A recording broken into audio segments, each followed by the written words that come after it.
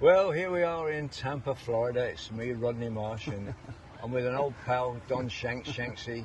He's here looking at the World Cup and look at lots of things we've got in America, by the way, folks. Look, here we've got this 250th anniversary in America. And, we're not that old, Rodney. Come on. It was 250 years ago. So, Shanksy, welcome to Tampa. What's on your agenda? Thank you, Rodney. What's on your agenda, mate? Well, I'm coming over. I've looked at a few games and, you know, basically, obviously, following England in the World Cup and obviously, like everybody else, was hoping we did get to the final in New York, but unfortunately, things didn't go our way in the game, and we're going to discuss a little bit about that, aren't we? Yeah, we are. But before we discuss it, and you know, you can ask me all the questions you want to. What have you made, Shanksy, the fact that it's in America and it's gone so brilliantly with all the Dutch fans in the orange and the Tartan Army drinking out Boston and they're unbelievable. The Japanese. It's just been a brilliant World Cup, hasn't it? Yeah, I think for the fans it's been great. They've come along, it's been very colourful. We've had no problems. I don't think there's been one bit of crowd violence, which is tremendous. I think the American, you know, the authorities have thoroughly done an amazing job here. All right, we know the ticket prices are a bit high, travel was a bit high at times, but hey, it's the World Cup, it's once every 4 years, so we'll accept it for that. And we're getting crowds of 70, 75,000 people, one crowd of 80,000 people. It's just been, and the football as well, some of the goals that have been scored, some of the goalkeeping. Yeah, it's just been sensational, I think, anyway. Yeah, I mean, I was coaching in Egypt for a little bit recently, and I was a little bit disappointed that Egypt didn't get through. Yeah. I feel the game against Argentina, they didn't get the rub of the green. The officials were 100%. It was really like crucial decisions all went Argentina's way. Yeah. And you know, that was probably the only feeling in the World Cup where I really felt that, hold on a minute here, there's a little bit of favouritism. I didn't really like that. Yeah. And also, it's come to light that before the World Cup final on Sunday, it's come to light that the halftime show, I'm not making this up. Come on, what are you telling me now? The halftime show is featuring Lionel Messi in an ad. Lionel Messi is actually going to be in the halftime show ads. Now, are you telling me that just fell nicely into place like that? Yeah, I mean, really, I mean, the first game against Algeria, he stamped the guy on the back of the calf. If that had been me when I was playing, it'd have been a red goodbye. Yeah. He's just in it. I think he got a little warning. Balogun of USA got the red card for the similar. I mean, that was diabolical. That was just ridiculous, you know. And at the end of the day, I do feel that Messi's, you know, he's a fantastic player, let's not take that away, but he's had a bit of a charmed life and he had a lot of help from the referees and the VAR for Argentina. It's gone their way. I mean, against Egypt, they brought it back 85 yards. It was like a little step on a toe, maybe, and they score. They're all jubilant, and the next thing you know, have a look at VAR, boom, they cancel the goal out. Mo Salah gets the ball in the 18-yard box a bit later on, does a little manoeuvre. He's not really got 100% control, but he's got it. And the other fella stamps on his foot. But hold on a minute, there's not a free kick, there's not nothing. They went down the other end and scored from that, and that won the game 3-2. Yeah. So when I'm looking at these decisions, and you know, everybody's looking at reels that are coming through, and you look and you actually realise how blatantly obvious these are that they have missed. How? Yes, but it doesn't hurt that Lionel Messi is the best player I've ever seen in all of football. Well, yeah, but I mean, you know me, I'm a defender. One day I marked the legendary Rodney Marsh at Loftus Road. Yes. And I done all right anyway, but why didn't any of the coaches just say, well, look, we just got to go one-on-one with this guy? What, we letting him just walk around, saunter around, drop in here? For the first 45 minutes, though, against England, it looked like Messi hadn't had a kick, and you know, he was marked. And, I mean, Ali Anderson was doing a decent little job. Until he got the yellow card for his first tackle. They only had about 10 by then. They had about 10 definite yellows and didn't get any, and he gets one for like being a little bit over exuberant. But you know, this is World Cup semi-final. This is the end all and be all. You know, we know we're going to play for third or fourth tomorrow. I don't think anyone's interested. Obviously, you want to get third, beat the French. That would be nice. But the big thing was the World Cup semi-final. I've heard, Don, that there's been 3 players from France who've already gone home. Well, they probably what to spend the 20 million they got just a little bit, That's how much they care. I think I've read somewhere that 3 of the French players have just gone home. So when you see the starting lineup, don't expect to see. Right. Well, it's going to be interesting to see what Tuchel's going to do, because I know we're going to discuss a lot of his little Yes. Manoeuvres he done, his Idiosyncrasies, substitutions. Yeah, that's a big word for me. Let's go there. Let's go there. Right, Yeah. okay. Off you go. Off you go. Well, let's talk about the substitutions. Here we are. We get a goal in the 55th minute. Obviously, an opportunist goal. Anthony Gordon glides in, gets there first. Rodgers crosses it in. Great goal. We're on fire now. Here we go. Now, the next thing you know, within the next 5 minutes, we're just withdrawing.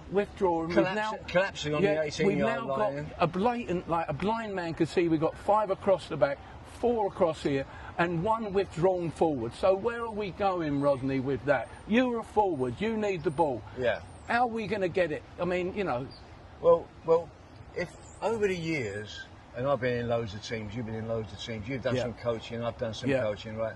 Over the years, they talk about you go up and you're against a very careful team with the ball, and they So what we do is we run up, let's sit back and let's encourage them and say to them, can you break us down? Right? That's famous, okay? Yeah. If there's one player in the world you don't want to say, come and break us down, it's Lionel Messi. He doesn't break you down, he dismantles you. Yeah. You know, and they just found... So that's a mistake by two. But That's a mistake. Oh, yeah, no, 100%. But they, we also seen the game against Egypt. Egypt are 2 up. Yeah. And they get 3. Yeah. Now, we know there's a lot of refereeing decisions which we spoke about there, which were absolutely diabolical from the Egypt point of view. Yeah. And I'm glad they made a stand and they actually objected to the referees, the VAR situation. Whatever that means. Yeah, whatever that means. But at the end of the day, it just showed that Argentina don't give up. They'll fight right to the end, and they'll keep going and keep going and keep going. They get the winning goal, another cross. It weren't from Messi, but a similar type goal that they got against England, as in one to the far post, in he runs, in it goes in the back of the net.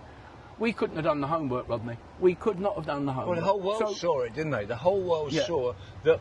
And what's amazing is, we talk about Argentina and all the great, talented players at Argentina. Yeah. When it come down to it, and it was against England as well. What was it? Get it in the box. Yeah.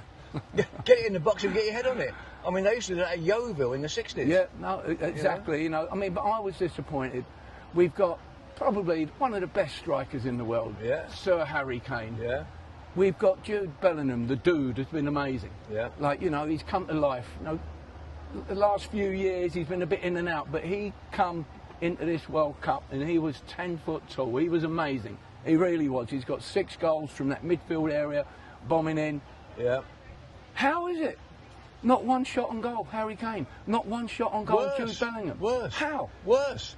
You know the number of times that Harry Kane and Bellingham touched the ball in the Argentinian box? 0. Yeah, but the reason... They didn't touch the ball. But this is... Let alone have a header or a shot. This is down to Tuchel. We've got great attacking players. Why did we suffocate them? Why didn't we get the ball up and say, come on, let's have a go at them? We're not a team that's going to just sit there and wait. We're a footballing team. We got players who can damage people, hang on. What do you say to all the people that said, well, against Mexico, that's exactly what we did. We all sat back, we cleared it in ahead, we brought on Dan Burns to throw his face in front of shots and things like that, and we defend. And by the way, defended brilliantly, absolutely brilliantly. What would you say to the people who said, well, we're going to try and do that against Argentina? Well, number one, Argentina are a much better team than Mexico. And 11 men.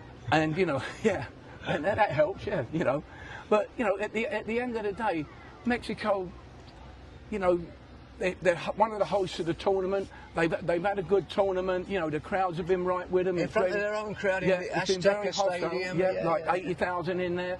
Yeah. At the end of the day, it was a good performance from England. But Argentina are, a total different group of people. Different kettle of They've sharks. done it. They're winners. They've won it. Yeah. And at the end of the day, the battle was there. And I felt that we should have engaged more. We should have said, well, forget this defensive stuff. Let's just hit them. Let's get the loose ball. Let's go forward. In every game they played, they couldn't track back at all. They were absolutely knackered. One pace, knackered, couldn't get back. But we didn't put them in that situation. They had one player carded on 41 minutes. They had Romero carded on 52 minutes. Martinez, we didn't even make them make a tackle with a possibility of getting a red card. Nothing over the top. But Harry Kane is not going to chase 40-yard balls over the top. Well, he's not that type of player. But the way we were playing, Harry's exhausted. What can he do? He's running here, he's looking round. Yeah. You're looking at one of the best players in the world. So take off the best player in the world, Harry Kane. Yeah. Sir Harry Kane. Yeah, and bring on Ollie Watkins to run around a bit, yeah? Yeah, well, you know, the guy, you know, you're taking off Anthony Gordon, the goal scorer, you're bringing on Dan Burn. Hold on a minute. What's wrong with Saka coming on? What's wrong with this kid going out there? Yeah. He's played a great season for the Arsenal. They've won the Premier League. Yeah. Here he is out there. Champions League final. Yep, here he is out there. Don't bring him on. How do you think all them guys on the bench will feel, Rodney? They're not going to be in Tuchel's camp anymore. I'm on the same page as you, Shanksy. I agree with you, and I think he should be gone. I think it's a sackable. You can't make these mistakes in this game. He elected to say, we're going to let you have the ball, you can come, you're going to have to break us down. And that they did, and that's down to him. We had three. When you got Konza, before we do Konza, also, he didn't take somebody like Phil Foden or Cole Palmer, who can play with the ball. They can hold the ball up. They can. I mean, Cole Palmer, and also what Cole Palmer does, and this is why before the World Cup I said it's a tremendous mistake. Why would you take Henderson and not take Cole Palmer? Because Cole Palmer, he gets the ball and he does a little bit of a jiggle and they bring him down. Yeah. He keeps getting fouled. At Chelsea, he keeps getting fouled. Why not have a Cole Palmer for the last 20 minutes? Well, 100% right. Of course you need him. You know, Foden, what does Foden do? He gets snapshots off. When something's loose, he's on it, bang. Yeah. He can score. We've got players out there. You know, you're not going to score on the left wing. You need Saka coming down there.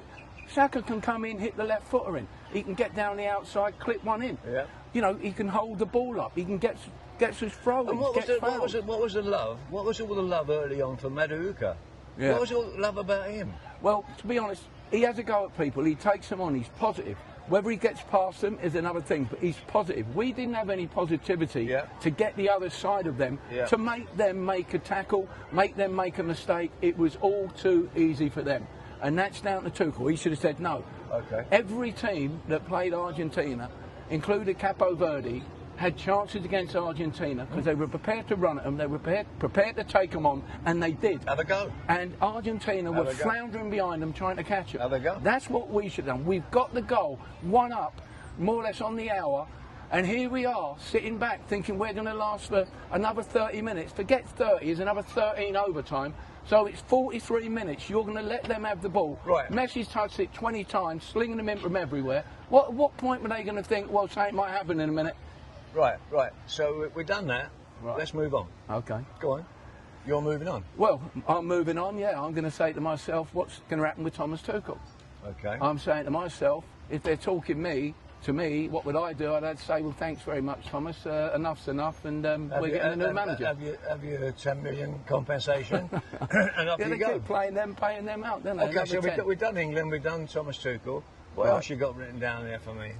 What else have I got? Yeah. Well, you know, we're talking about like the guys on the bench. You know, Saka, Manduki, Rashford. Done that. All the guys. You know, Ollie Watkins, Eze. You know, they've took all these guys. They've had hardly any time at all. Yeah. They must have just think it's been a total waste of time coming here. So I just think now the love of Thomas Tuchel is probably at an all-time low.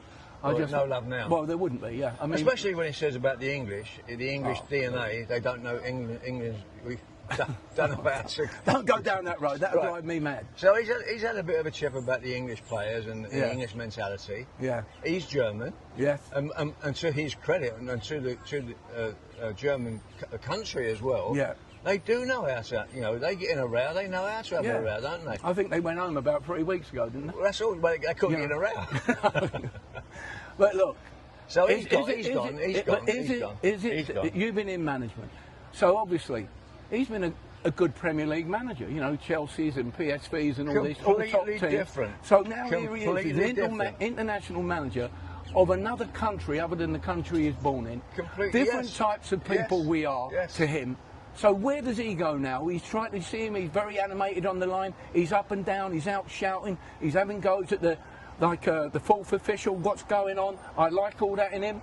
But at the end of the day, he admitted well, I was responsible for the substitutions, you know. Well, yeah, because you are the manager. Yeah, you are the guy who's in charge. But listen, to your point, Roy Hodgson always had him on our podcast, right? Yeah. On Legends Lounge, and Roy Hodgson said that it is completely different managing a club than managing a national team. He said because with a club, you're talking to all the players every day. You know the names of the wives, you know why he's got the flu, you know, blah, blah, blah. They know how much you're earning, they know what's going on. Everything. With an international manager, it's every 2-3 months, isn't it? And remember, they're away for 4 weeks or more. Yeah, but other teams as well. Yeah. Other teams are away. Okay. That's not an excuse. No. Although it would be an excuse for you. I mean, but it would be an excuse. You say, boss, by the way. It would be an excuse if you're sat on that bench and not getting on, and you've been in there for 4 weeks and you haven't stepped on the field. What do you want me for? It's more than 4 weeks. Yeah, well, exactly. Well, like 6 weeks. Nearly. Yeah. You know, so you sat on that bench and you're thinking, well, why hasn't he brought me on? Okay, or what's this? You know. And the wife's on the phone every night Well, saying, what's going on? What's that music I can hear in the background? That's right. What's that slurping down line? Yeah. Oh my God. Yeah. But next topic. Come on, next topic. Are we done? Well, I'm thinking like, obviously the next competition is going to be the Euros. What do we do? What sort of players? I mean, but let's talk about, say, Harry Kane. He's the captain of the team. How do you think he felt when that 15 minutes to go in that game? You know, where he's not touching the ball. And he's not touching the ball. He's chasing people. He's just running in shadows. Yeah, I mean, how? And you can see. I'll tell you exactly. He's thinking the same when we lost the final to Italy, when he went to penalties. Right. You get all that way, you get to the semi-final against Argentina, you get to the final, you get against Italy. Yeah. Players Wembley. Do. Croatia, you get to the semi and you get beat against Croatia. After a while, you think it's me. It's not. You know. But you see, that was going to Southgate as well, wasn't it? That was Southgate. But Sir Harry's a goal scorer. You've got to get the balls into people like him when he's in the box. You can't expect him. Like it was like the World Cup before when they had him so withdrawn, Southgate. It was almost and taking corners, by the way. Yeah. Roy Hodgson had him taking corners against Iceland. You know, as we all know, you played your strengths in this game. Bellingham's grown into a huge man now. He's a guy that bosses. He's a guy that wants the ball. He's not taking no shit from anybody. Yeah. He was angry. I liked him. You know, and Harry was like, "Oh, what are we going to do now?" He's trying to be diplomatic and everything. I think, Don, that's a different question, and I'll tell you why.